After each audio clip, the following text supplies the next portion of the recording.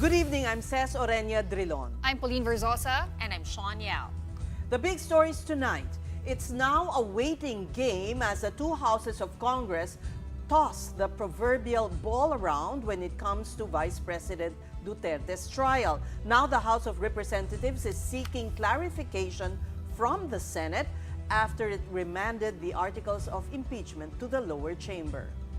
At this point, though, the Senate has no clarity to offer the House, but it does reiterate jurisdiction over the Vice President's ouster case, vowing to see the trial through the new 20th Congress.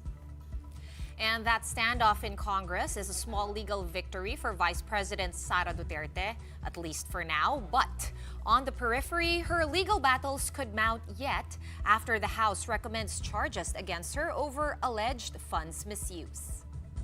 Wala sa lugar para sa akin ang Kamara na hindi sumunod sa ipinag-uutos ng impeachment court. We do not defy. We do not disobey. We are merely deferring receipt of the same to give way to the clarification of all these issues. And just like those following the Senate's moves the past few days, House prosecutors were puzzled why the articles of impeachment were returned to them. Today, June 11, these lawmakers were supposed to present the charges against Vice President Sara Duterte.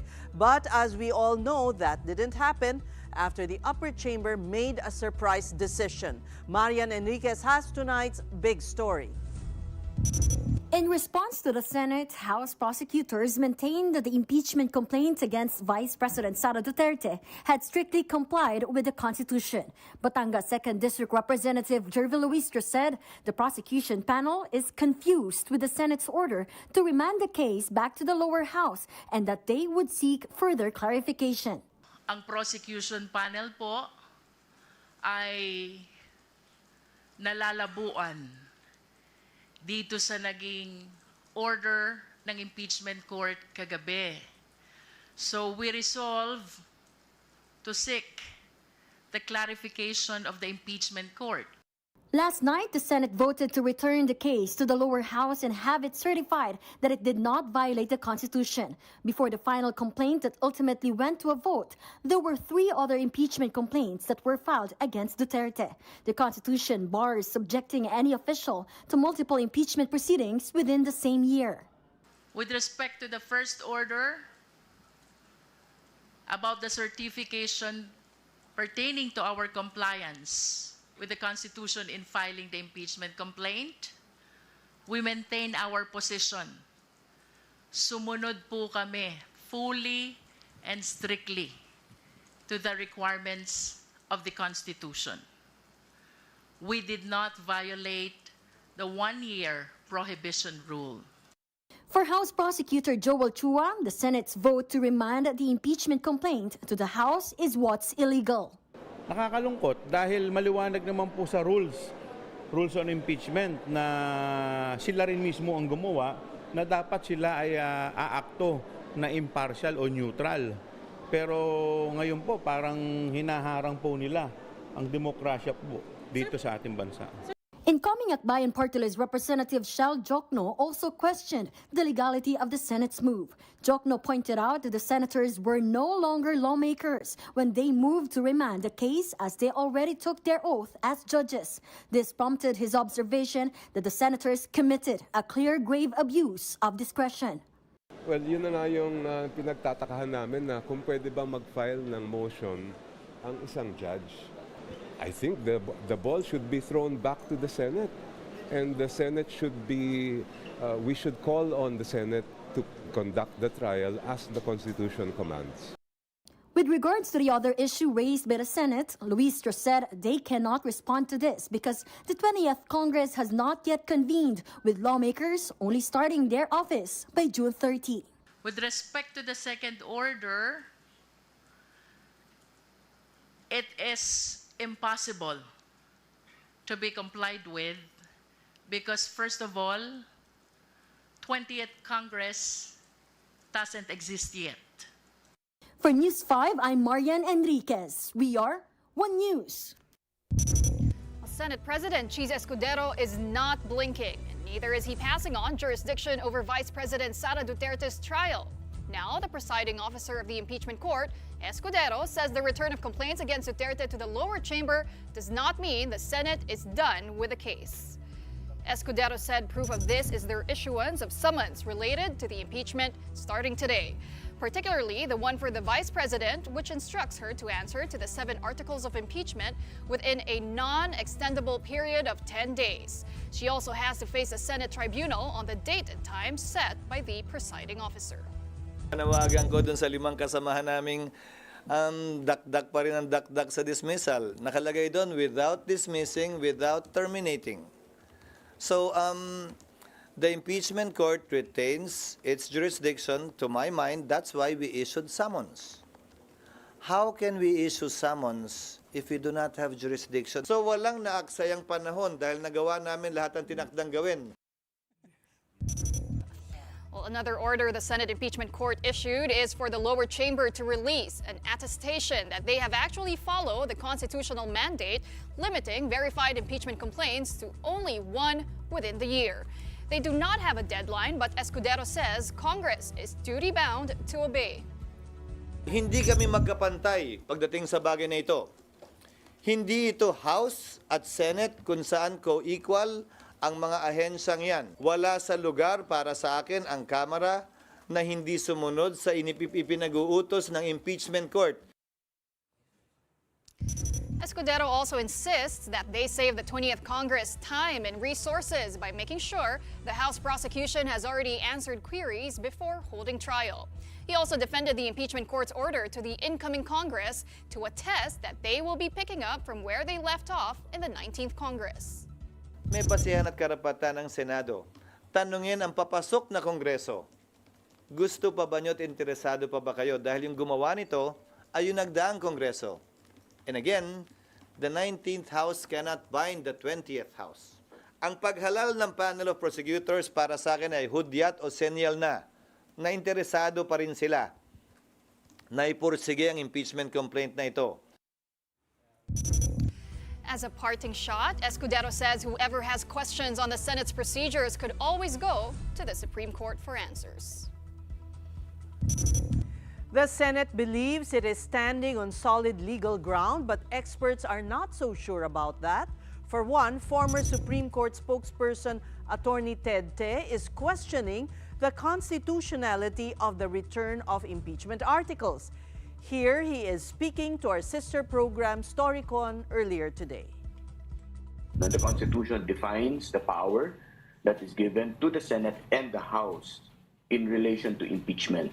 It is not supposed to act like the regular court. Wala nakalagay sa Constitution that the Senate can, as acting as an impeachment tribunal, can remand, no? And in fact, it should not. I disagree with the Senate President's characterization that hindi equal, no? Because again, the constitutional dynamics here for impeachment, no, are laid out not in the legislative section of the Constitution, but in the accountability section, no? Dinefine ng malinaw ng Constitution. Ang gagawin ng House ay they will constitute themselves as a prosecution panel.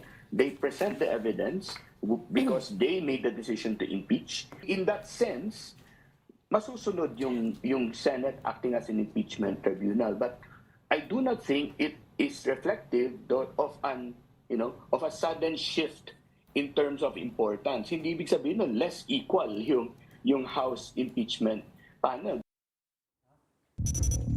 Now regarding the House's move to seek clarification on the remand, Te says it's a prudent step. The rules of impeachment adopted by the Senate, it is only upon presentation of the articles of impeachment that someone should be sent. So, saan yun? Saan nakabase yun? The House Prosecution Panel is, I think, acting prudently by asking clarification. Mahirap maintindihan dahil ang giya natin dito ay yung Constitution, no? At ang nag-implement nung constitutional dynamics dito, no, ay yung rules of impeachment of the Senate, right, as acting as an impeachment tribunal. Meantime, is there any legal recourse for ordinary Filipinos to help move things along, whether it be forward or backward when it comes to Duterte's impeachment trial? Here's what Attorney Te has to say. Statements have been written. Almost everyone has chimed in. Those statements have actually moved the Senate, right? From a position na hindi kami gagalaw to taking the oath as an impeachment tribunal. Merong nangyayari mga protesta sa labas. No, I think that is a legal recourse. No, that is something that is guaranteed to us by the Constitution. If we're talking about litigation, sometimes filing of cases might not be the best solution. Dahil minsan pag inangat mo na sa korte, wala ka na masyadong magawa. People are doing what they can to make their voices heard. The people are already telling the senators acting as members of the impeachment tribunal na hindi ito ordinaryo, no, ordinaryong sitwasyon. We again weigh in on the legal back and forth that has hounded the impeachment of Vice President Sara Duterte. And joining us tonight is UP College of Law Assistant Professor Paulo Tamase. Good evening to you, Prof. And there's nothing that will interrupt our conversation tonight. Well, the House panel has said that, well, they want to see the silver lining in that at least summons were sent to the Vice President to answer. But on the other hand, there is no complaint because it was remanded to them. How do we figure this out? Exactly. So good evening to everyone. If the lack of clarity of where we are really comes from the initial premise where what the Senate did is unconstitutional. There is no basis in the Constitution for this. There is no basis in the Senate's own rules and past practices for it. And so it already happened. We're in this space where we're trying to navigate the possible next steps for all of the parties. Now, on the part, I think, of the House, right, that silver lining is really based on, I think, the promise that there was summons issued today, and therefore we're expecting an answer from the Vice President in 10 days. That also means that there will be a response from the House 5 days from their receipt of that answer. But that's as far as what we know now, right? The rules, unfortunately, aren't very clear. The House is seeking clarification for this remand, but the Senate wants an attestation from them. So should they give that or seek clarification first before responding? So I think that legally, right, the House prosecutors are under the jurisdiction of the Senate in the sense that they're the ones who are presenting the case. And therefore, if we're trying to apply analogously rules of how we lawyers appear in courts, they have a duty to help the court achieve the ultimate purpose, which is to find the truth in the allegations that are being brought before it. So is it your position that do you share the position of Senate President Chis Escudero that they are not co-equal branches in this particular case, but they are the impeachment court, and so they can order the House? Yeah, that has to be contested, I think, and challenged. It might be true that the Senate would have some ability to order the House panel to comply, right? The lawyers representing the House to comply. But impeachment does not change the fundamental structural relationship between the Senate and the House. We call the Senate often the upper house and the House of Representatives the lower house.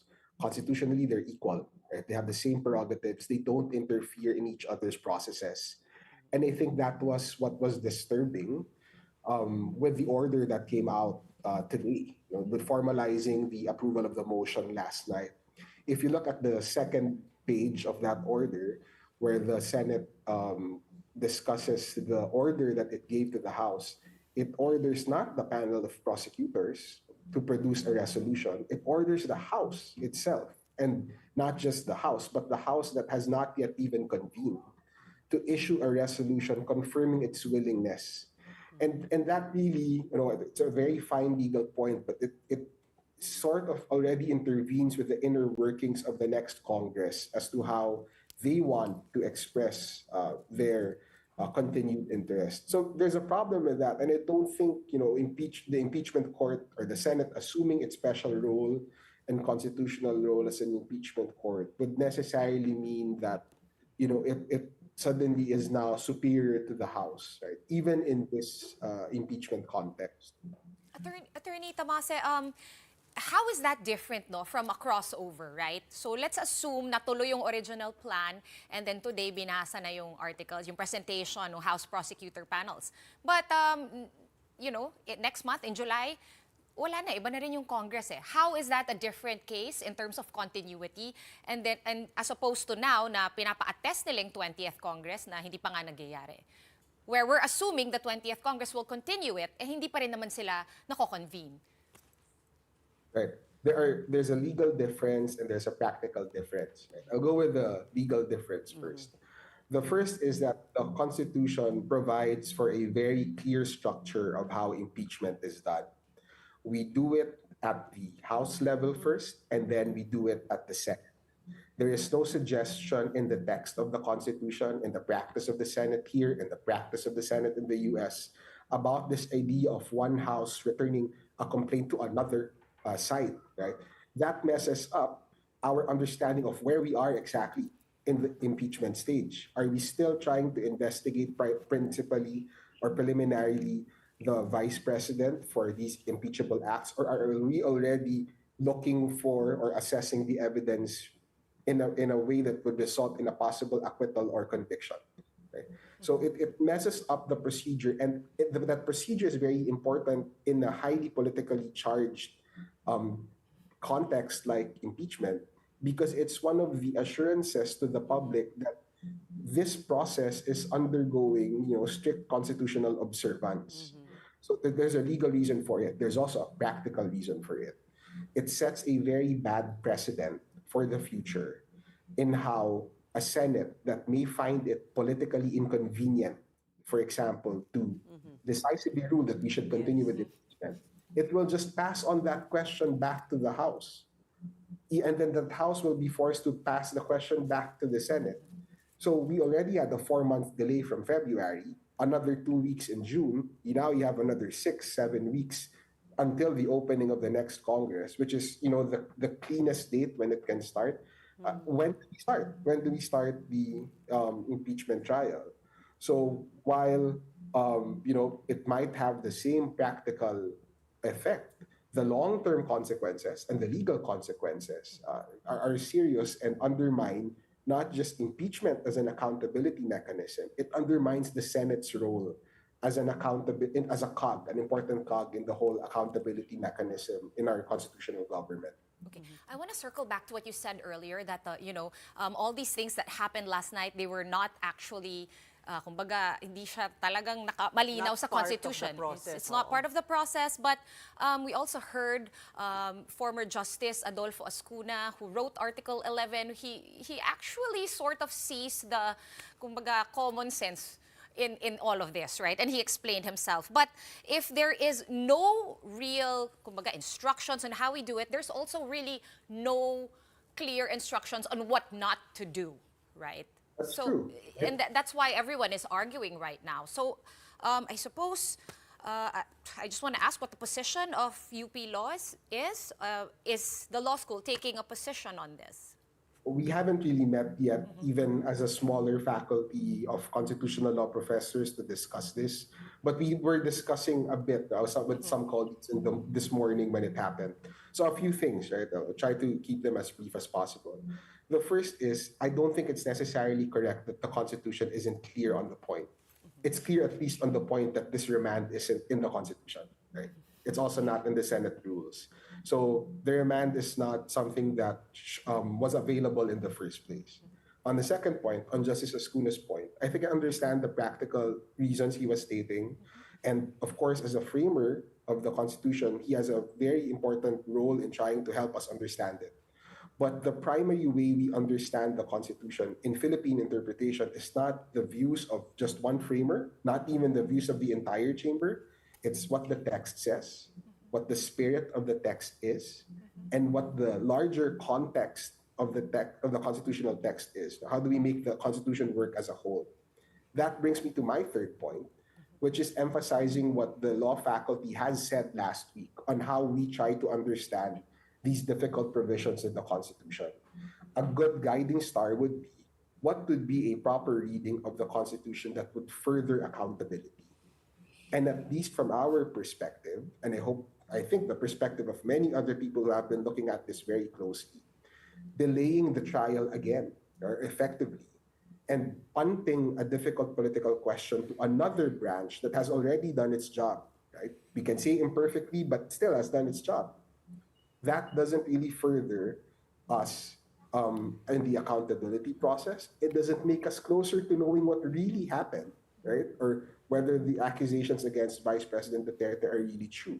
So it doesn't move us closer to the constitutional principle of accountability. Okay, so Attorney Will, one of the purposes of remanding the impeachment complaint to the House is for them to prove that they followed procedure, it was constitutional. But it's quite interesting because it's not like, are you expecting a different answer from House, right, to confess that they did not follow procedure? So by that, can you also share your opinion on whether the complaint really followed the one-year rule? Did it violate it? And if not, is this just a deliberate delay on the part of the Senate?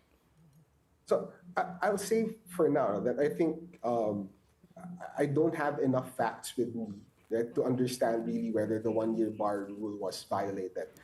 There might be preliminary review. I don't want to soil the discussion that's happening between the two houses now by providing something that's not founded on facts that I actually know. But on that point, I think one thing that to highlight is that when the House passes a normal bill, let's say a bill for legislation, and moves it to the next, right, or to the Senate doesn't question whether enough people in the House voted for it.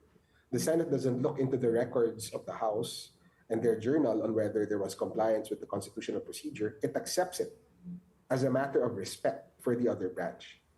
And I don't understand how impeachment, which is subject to the same constitutional rules, right, why that rule of respect wouldn't apply here.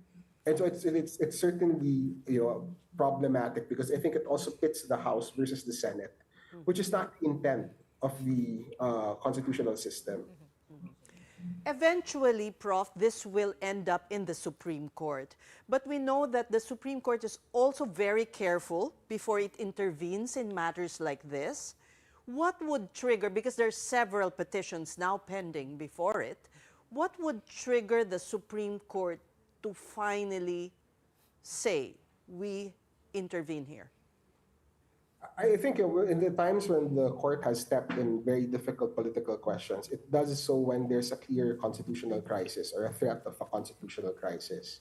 I will echo what Ted said and say that we're not there yet. I don't think we're there. These are difficult questions, certainly difficult and even unnecessary, but it's not always a reason for the court to step in. And let me explain that briefly. We don't want the court to step in because we don't want the court to be an escape device for accountability, not for the vice president this time, but for the Senate and the House, whether they performed their job. It's very easy to blame another branch or a third branch to say that, oh, it was the Supreme Court that ordered us to continue, or it was the Supreme Court that ordered us to stop. But that's not how the design of the Constitution is. The design of the Constitution is that in impeachment contexts, the Senate is supreme in its field, the House is supreme in its tasks, and therefore they are accountable not just to the Constitution, they are accountable to the people themselves for performing that task correctly. So it's important to watch the events closely because there may be developments that will call for the intervention of the court, but I don't think given We're even there yet. Yeah, and it might not be the most practical avenue even for those who want impeachment to push through. Let's discuss this term, Attorney Tamase, sui generis. We've been throwing it around as if we understand the Latin meaning of it. But where are the limits? So when we say that each impeachment trial is different from all the other ones, meaning they all have their unique characteristics and, events surrounding the impeachment itself. In terms of sui generis, ano yung limit nun? Because it seems to be people can just say, oh, kasi sui generis, so we can do this. Right. And sui generis should not be understood as a blanket permission to just do whatever, right? The main limit of sui generis is what the current laws provide. And the Constitution, again, provides for a clean process. House first, then Senate. No ping pong between the two branches. We do it sequentially, right? At the same time, the Senate provides for its own rules, and the rules don't provide for this ping pong. So the principal limit of sui generis is just, the text of these documents. The second limit would be, how do you read it according to constitutional principles and accountability?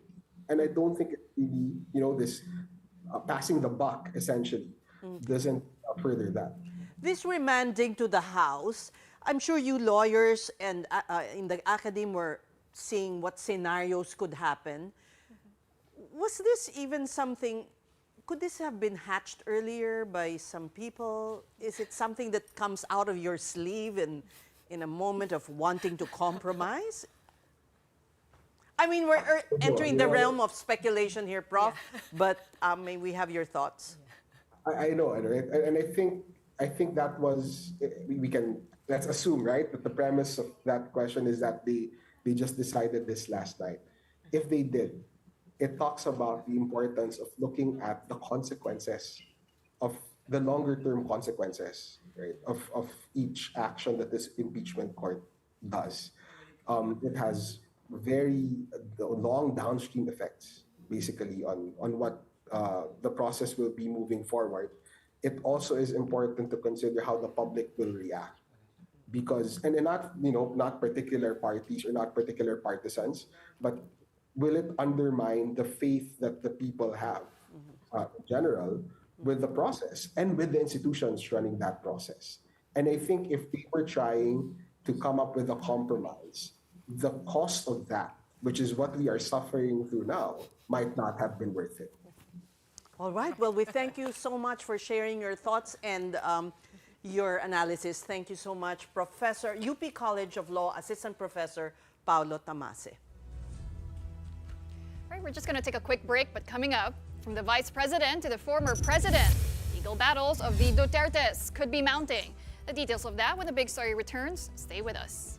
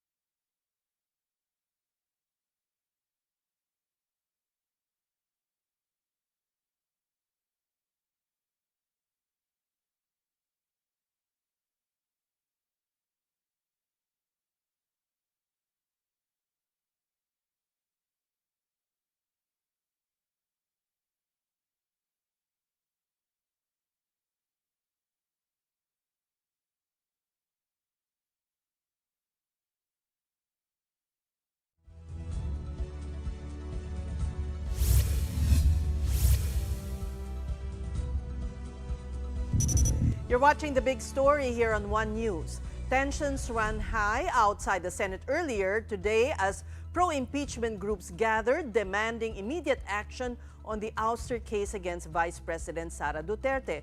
Protesters banged on Senate gates, forcing security to close the gates and disperse the crowd. The organizers of the protest de-escalated the situation and held their program right at the gate. Present at the rally were Tindig Pilipinas co-convener Kiko Aquino D and ML Representative-elect Laila De Lima. They shared their frustrations over the current proceedings. Sinabi ng isang kasama natin kagabi, sana po ulo na lang ni Bato yung pinapasa-pasa kasi yun talaga yung hugis bola. Hindi bola po ang impeachment, hindi bola po ang konstitusyon, hindi ito laro. Ginawa ng paraan ng Senado na patuloy pang i-delay yung pagdinig sa ebidensya, yung pagtanggap sa articles of impeachment. Kaya hindi talaga ito katanggap-tanggap. Yung articles of impeachment po, yun na po yung certification. Hindi po yan itra-transmit ng House of Representatives sa Senado kung hindi sila naniniwala na ito ay sumunod sa mga requirements ng Constitution. Senator Bato, na isa siyang Senator Judge, para bang nagiging defense counsel na siya. Yung ilan din sa kanila, ganun din. Parang they're already representing the interests of the impeached official or the respondent. So, labag po yan sa konstitusyon. Also today, the Office of the Vice President received the summons issued by the Senate Impeachment Court. In a short statement, the OVP confirmed it received the summons at around 11 this morning. Based on these summons, the Vice President must file her answer to the articles of impeachment within a non-extendable period of 10 days from the receipt of the summons. She is likewise ordered to appear before the Senate Impeachment Court at a date and time to be set by the presiding officer. Vice President Duterte is currently in a family trip to Malaysia. Meanwhile, the Vice President seems to be facing more legal battles. The House of Representatives has approved the report from the Committee on Good Government and Public Accountability, recommending the filing of cases against Duterte related to allegations of misuse of confidential funds. The committee recommended charging Duterte with technical malversation, perjury, bribery, and plunder. The committee likewise recommended filing criminal, civil, and administrative cases against other officials involved. And still on the impeachment case of Vice President Sara Duterte, we will be hearing details of it from our next guest. He was recently appointed spokesperson of the impeachment court. Welcome to the big story, Attorney Reginald Tongol. Thank you for coming on the show. Good evening to you, ladies. We just spoke to a professor from the UP, and other legal luminaries have cited the dangerous precedent set by this remanding to the House of the impeachment, the articles of impeachment. Ano po ang sagot ninyo dito? Well, the impeachment court is a body that is sui generis, as they have already exhaustively discussed. However, we are also a political body, which means that the court is not just run by legalistics or technicalities. It has to also be run by political intents, political motivations. And that is why the Constitution gave this power a textually demonstrable commitment to a certain branch of government, which is the Senate, to do this impeachment trial. So because of that, there are different views regarding why it shouldn't be too legalistic, and at the same time, on other aspects, we have to be legalistic. So while these views are listened to by each of the senator judges, I'm sure, because they are also listening to programs such as yours, they are taking this into consideration. However, they are only persuasive and not controlling on the impeachment court. Attorney, I'm asking this because it somehow shields the person who is being accused, and in the future, pwedeng gamitin itong mga paraan na to delay the proceedings, because this is what's happening right now. That's why I'm saying it can be seen as a dangerous precedent. I'm sure when the senator judges moved. For example, Senator Bato de la Rosa was the one who first moved for the dismissal of the case, and then it was seconded by Senator Judge Bongo. And then so as to prevent a stalemate and a never-ending debate in the floor, I think there was a concession made so that Senator Judge Cayetano was the one who vouched or who actually told the court that Senator Bato might be open to amending his first motion. So all these debates, all the deliberations during the last night's proceeding is actually also considering all the precedents. However, in that particular question of whether or not to dismiss, there has no particular precedent that has been laid before by the two impeachment courts that happened in the past. So they are laying down the new precedent as a power that is vested in the Senate as an impeachment court. Attorney, if you were to lay down in very simple terms that every Filipino could understand, what precedent is the Senate trying to lay here? Okay, the Senate is laying or asserting its power to ensure that the House of Representatives actually has complied with the limitations set forth by Article 11, Section 5 of the Constitution, or Section 2, Number 5 of the Constitution. And because upon the manifestation of Senator Judge Cayetano, there were information about a certain discrepancies in the initiation of the complaint. So the court has to get what the official side of the House, and it can only take the form of either a certification or a resolution that is passed by the House. Because the impeachment court can only consider as controlling to them the evidence presented before it by both parties, or those things that they can take judicial notice of based on the rules on evidence. So there is no evidence presented yet about this, and they cannot take judicial notice because the conditions for taking judicial notice hasn't been complied with, because it is not a law. So that's why the court, I think, during the deliberations, you can look at the transcripts. That was the main consideration: how to get that assurance from the House that this verified complaint is actually compliant and did not if I may limitation. interrupt you, Attorney.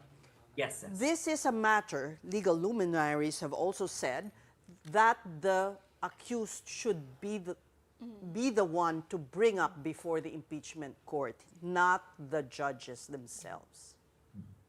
As I have been saying to earlier interviewers, what we got last night was a glimpse of how deliberations are done in a collegial judicial body.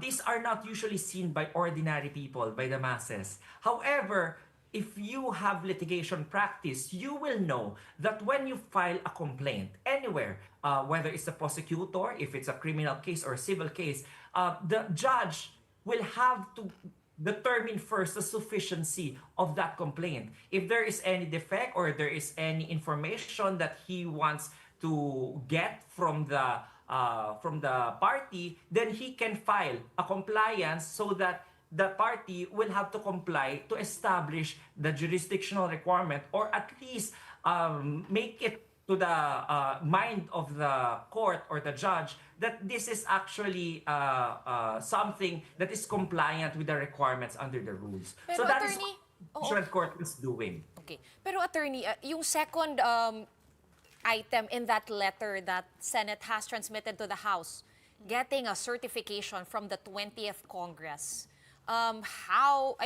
Isn't that clearly like pushing it away because wala pang 20th Congress and they're going to like form themselves on July 28 pa. So clearly, it seems, right, and I'm sure you can appreciate that to everyone, parang tinulak nila para at least hanggang July 28 wala pang magyayari.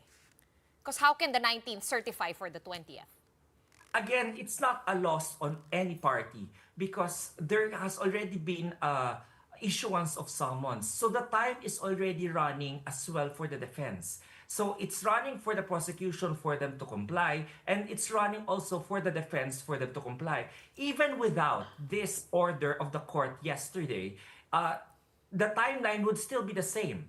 The impeachment court will be constituted today, and then the summons will be sent to the vice president on Friday, and then count 10 days from Friday, that's around June 23 or 24, give or take 1 or 2 days, and then plus 5 days for the reply of the prosecutors. It will still have to effectively cross that 19th to the 20th. Can VP so Sara the timeline say? wasn't actually changed. Can VP Sara say, why will I respond when you remanded the complaint back to the House? What am I responding to? She can say that, again, right? Yes, yes. It was clear from the deliberations last night that the complaint is not rendered rendered ineffective or useless. There was a concession made between the senator judges to put that very wording in the motion, that it is not dismissed, the case is not dismissed, and at the same time, it does not, the jurisdiction of the court will not be terminated. So that is the concession, because this is a political process, says. It's not just about legalistics. We have to take into consideration the sui generis and the political process that is also at play behind the scenes. You are a very experienced journalist, and you already know how Congress or even senators No, I don't. give or take about. I don't. But Attorney Reggie, We just need to explain to the public that these are the kind of concessions that even collegial bodies such as the Supreme Court or the Court of Appeals are also doing amongst themselves, but they are not shown to the public because it is not as televised as the impeachment. Okay, I'll tweak Ces's question lang. Pagka kinwestiyon ni VP Sara, handa na ba sumagot ang mga senador nung kanyang defense team? I think any litigator worth his salt will use whatever tools that they can use to file whatever remedy that they can file. So I think both the prosecution and the defense should be on their toes to do all these things. However, if they really want this process to already start, and then the trial will ensue already, then I think compliance is the easiest remedy for the House to do. Okay, but attorney, a common sentiment or criticism right now from critics and legal luminaries is that the senators are acting like the lawyers of the Vice President, Sara Duterte. So it begs the question on whether can we expect the senator judges to be impartial in trying this impeachment case? That is the very nature of this political process. Because since everybody is, the senator judges will only be run by their conscience when they decide to acquit or to convict. The opinions of the public are very much welcome. However, they are just that, opinions. It is not for the court to actually consider as a controlling ruling on the matter. So they can only consider evidence and jurisprudence or the rules that they have limited themselves to pass. And attorney, earlier today, nagsalita na nga po ang prosecution panel. They held a press conference, and Congresswoman Luisa was saying, kahit sila they're confused with what the Senate is ordering. So have you received their request already for clarification? How soon will you be responding? And where do we go from here? Is this going to be a back and forth affair? I think that motion for clarification that they were talking, they haven't really filed it as of this time. But we're expecting maybe anytime soon for both parties to file whatever pleadings that they want to file. All right. Well, thank you so much for joining us on the big story. That was Attorney Reginald Tongol, spokesperson of the Impeachment Court. Now on to another Duterte. The International Criminal Court has rejected the petition of former President Rodrigo Duterte to disqualify 2 judges from his case. The plenary was unanimous in junking Digong's motion to bar judges Rain Alapini Gansu and Maria Llera from ruling on the challenge to the court's jurisdiction over the case. Duterte is facing raps of crimes against humanity. As this developed, the Office of Public Counsel for Victims also confirmed it has urged the chamber to dismiss the former president's jurisdictional challenge. They insist Duterte's alleged crimes happened during the time the Philippines was still a member state of the ICC. They underscore the importance of making a stand that nations cannot just evade prosecution by deliberately withdrawing from the Rome Statute. We're going to be pausing for another very quick break, but when we return, our economic managers are warning against Congress's proposal for a 100 or 200 peso across the board minimum wage hike for private workers. Their reason, when the big story returns, keep it here.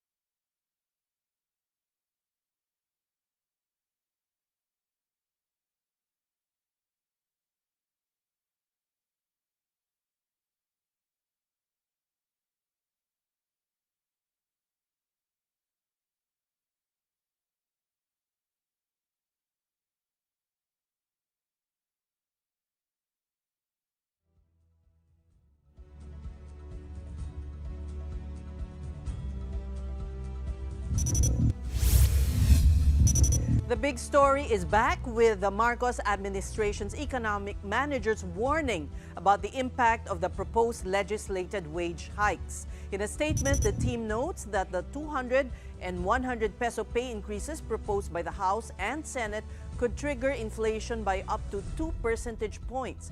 They warn that the poorest of the poor will bear the brunt of this, as any hike will result in higher prices of goods, among others. Now let's discuss this with Joshua Mata, Secretary General of Labor Group Sentro ng mga nagkakaisa at progresibong manggagawa. Magandang gabi po sa inyo. Welcome to the big story. Is there still hope that this wage bill will pass? It's been sidelined by the impeachment debate, but do you think there's still a chance? Hi, Ces. Hi, Pauline, and hi, Sean. To be honest, I think the wage increase bill is dead. Patay na po siya. Ang inihintay na lang po natin ay yung death certificate niya. Pag natapos po yung session ng House of Representatives natin today, sigurado ko po wala ho silang pag-uusapang wage. Meron bang magagawa ang administration without a legislated wage hike to address this? Wala po eh. Kasi kung ipapasa lang nila kami sa regional wage boards na siyang paulit-ulit ng sinasabi ng ating Pangulo at maging ng ating mga economic managers at kahit po ng labor secretary natin, lahat sila yan ang mensahe. Pero ang problema, in the first place, the reason why we went to the to the Congress to file a legislated wage increase is precisely after 36 years. Lahat po ng ating regional wage boards ay nag-fail sa kanilang mandate to provide the proper share ng fruits of labor na mamanggagawa sa kanilang trabaho. In fact, lahat ng minimum wage levels natin sa buong Pilipinas ay below the poverty threshold for a family of 5. That's precisely the reason why we went to Congress. At hindi ho ito basta-basta dinesisyonan. 2 taon po mahigit na pinagdidebatihan ito sa Senado at saka sa Kongreso. At lahat po ng mga arguments na naririnig natin ngayon, including those that were issued by our own by Malacanang's economic managers, or should I say economic mismanagers. Those the figures that they are now throwing around, these were all discussed, no, not the exact figures, but all the arguments they're using were already thoroughly debated sa House at saka sa Senate for more than 2 years. No, ang nakakatawa nga po, meron silang bagong mga numbers na sinasabi na at kinakouch pa nila sa mga pseudo-scientific na pag-aaral nila. Pero alam niyo po, sa buong 2 taon na pag-uusap namin sa Senado at saka sa Kongreso, hindi po lumalabas sa mga numbers na yan.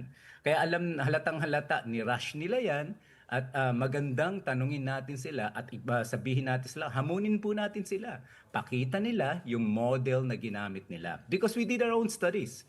And we have shown during the hearings na napaka-minimal ng impact nito kasi ang laki ng kinita naman ng mga kumpanya natin this past few years if not decades. Kaya talagang napaka-dubious po ng paglabas ng position paper na yan na galing sa economic mismanagers natin. Medyo ano kasi, no, Joshua, medyo kailangan din natin puntiryahin sino ba talaga yung apektado or makakapagbenepisyo dito sa mga legislated wage hike. Kasi ang understanding ko is hindi naman pala talagang lahat.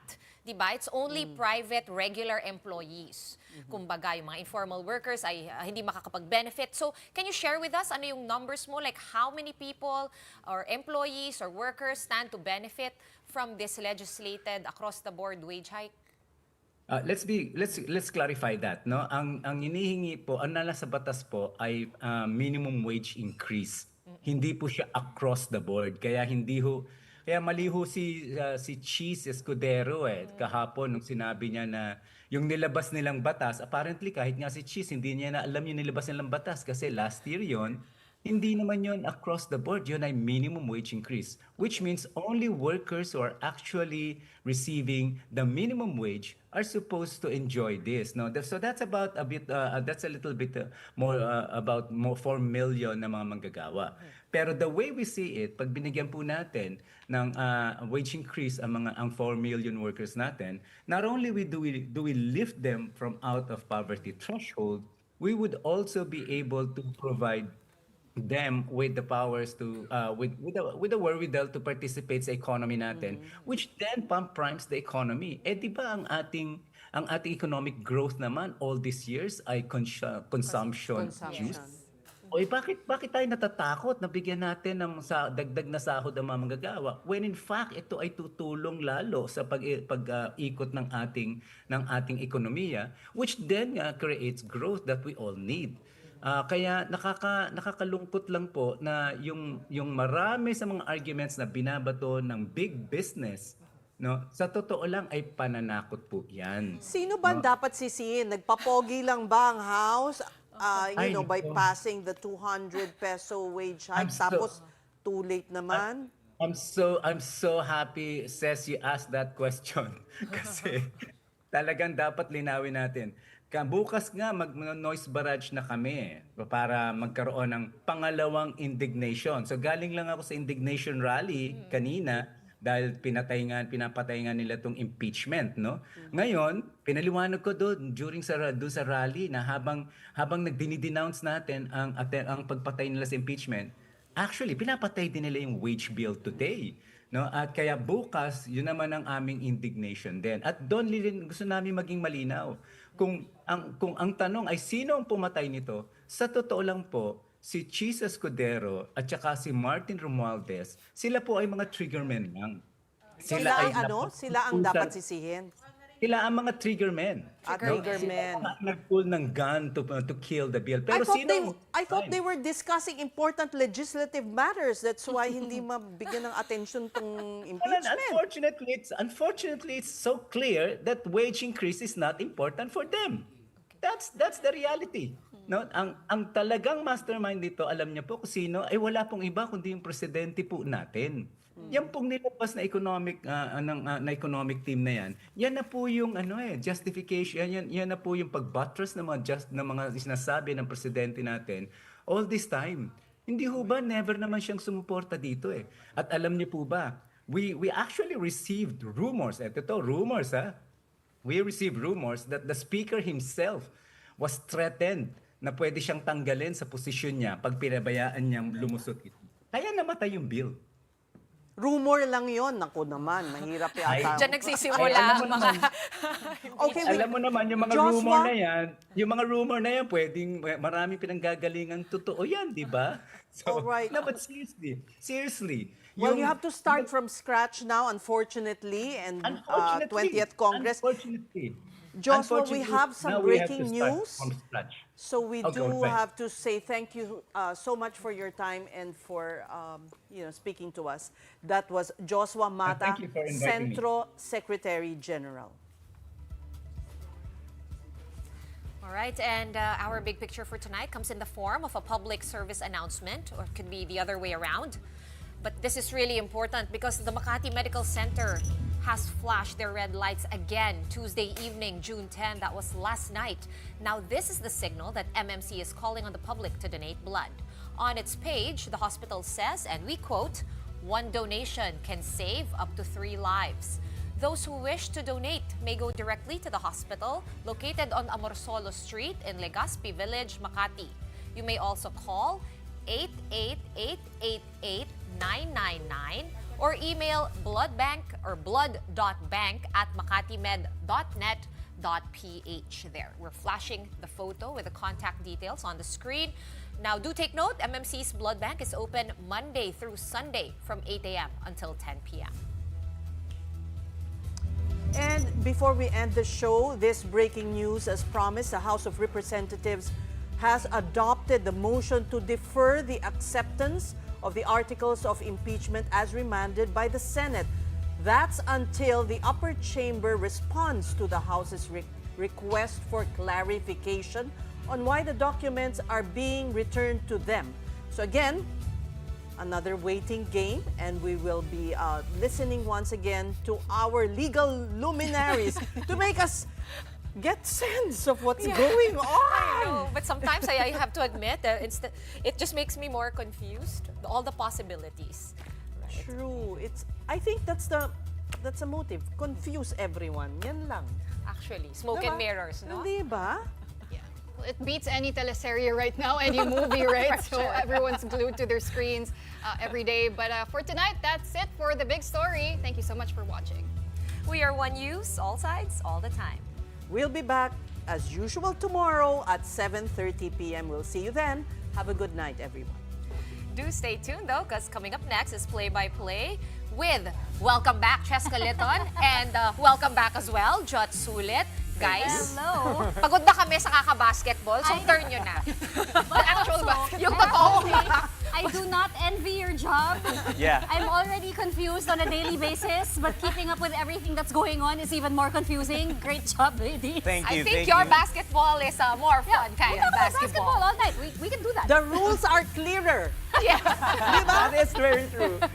We're just waiting for the referee to say foul. Yes. At saka may Waiting ano for eh. shot clock violation. Tsaka may shot Madali clock. lang. Malinaw. All right. Thank you once again to Ses, Sean, and Pawi. Yeah, thank you, the ladies of Big Story tonight. We got updates on our national teams, including Alas Pilipinas and the Philippine men's national football team. Plus, crucial games on tap in the PBA as teams battle for seeding in the Philippine Cup quarterfinals. And Sharks Billiards Association founder Hadley Mariano joins us live to talk about the SBA on tour, as well as the association